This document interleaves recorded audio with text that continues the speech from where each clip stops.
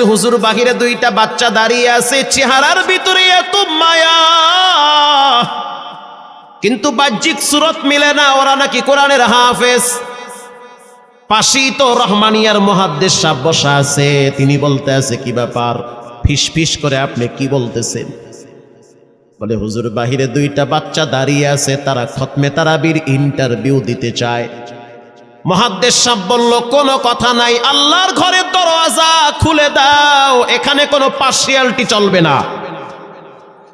আল্লাহর ঘরের দরওয়াজা সবার জন্য খুলে দেওয়া হবে, আসতে দাও, ভিতরে বসতে দাও। যদিও ওদেরকে দেখতে মানায় না, বংশগত তেমন মর্যাদা নাই, ভিতরে আল্লাহর কোরআন থাকার কারণে আমাদের উপরে ওয়াজিব হয়ে গেছে তাদেরকে সম্মান করা। কোন দিক থেকে মানায় না, কিন্তু ভিতরে আল্লাহর কোরআন আছে, এজন্য তাদের মর্যাদা অনেক বেশি।